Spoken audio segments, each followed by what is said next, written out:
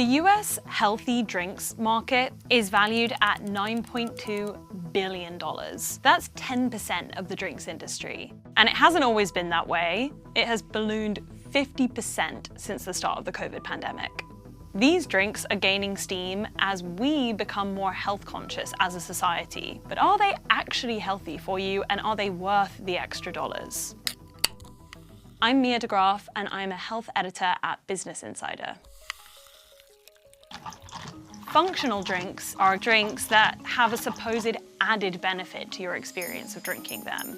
So think about coffee, energy drinks, alcohol, soda. These are all things that give you a kind of buzz. They have caffeine, they have sugar, they have alcohols. That's a function. But we are moving towards a different kind of functional drink, which is marketed as a replacement for those. Now, functional drinks is a code word for healthy drinks. The ingredients of these might be something like probiotics, that's supposed to heal your gut, adaptogens, supposedly good for calming you, nootropics, supposedly good for your brain health, CBD, which is supposed to relax you. Functional drinks have been around for centuries.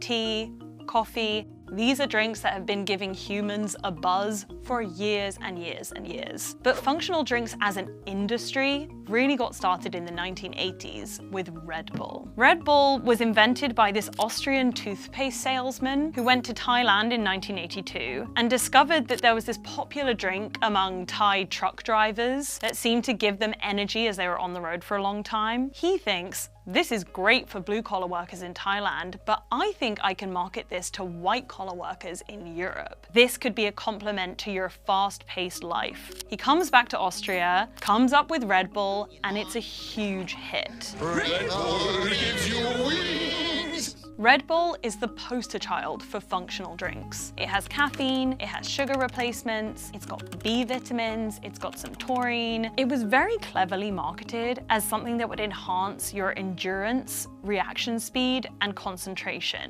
But there was actually no evidence for that.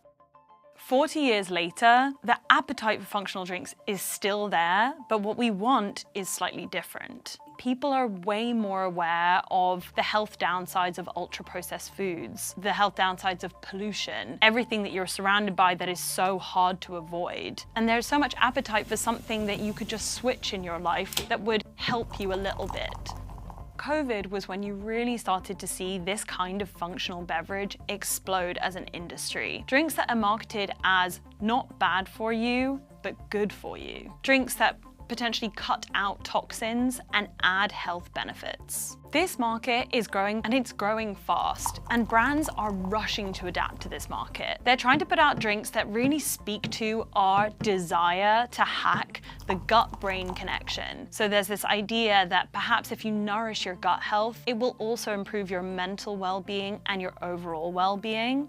A telltale sign that this is the area of the drinks industry that is really buzzing right now is the fact that celebrities are flocking into it. There are so many celebrities putting out functional drinks lines. Cheers with my frosted grape. The Rock, Katy Perry, and Bella Hadid.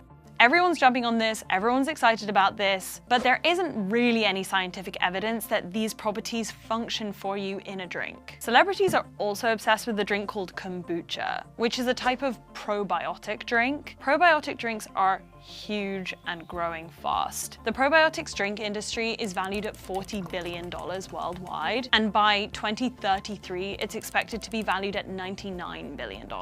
This area of the drinks industry essentially contains two types of drinks. Prebiotic sodas are supposed to essentially prepare your gut to better consume nutrients. Probiotic drinks are supposed to fill your gut with healthy bacteria to enhance your health. Both of these types of drinks are, in theory, meant to nourish your gut health. So are these drinks good for you? That's actually a really hard question to answer. Firstly, none of these drinks are regulated by the FDA, and they're making some pretty hefty claims about enhancing your health without having to work within a scientific framework. Packaging also plays a huge role here, and brands are speaking to our appetite for some of these ingredients like probiotics, nootropics, adaptogens, CBD, but they don't have to meet any kind of scientific requirement in terms of what's included, what the strain is, what the concentration is, and they don't really have to put much detail on the label. Lastly, we still don't know very much about how to influence our gut health, and the issue here is that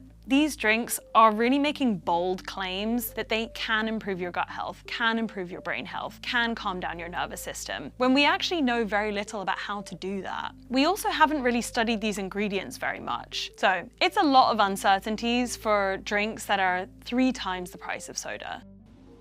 Here's how you can make a decision about what drinks to buy when you're going down the supermarket aisle. Firstly, check the label. Keep an eye out for drinks with vague claims. So things like supports skin elasticity or enhances brain health. These are really vague terms that don't mean anything. So probiotics, many drinks just say probiotics, but they don't say what kind of probiotic is in it. So I would recommend picking a drink that names the probiotic and knowing what that probiotic is before you drink it. If you are trying to be healthy by picking one of these drinks, do check the label and make sure they are lower in sugar. Soda is a very easy way to consume way more sugar than you realize you're consuming.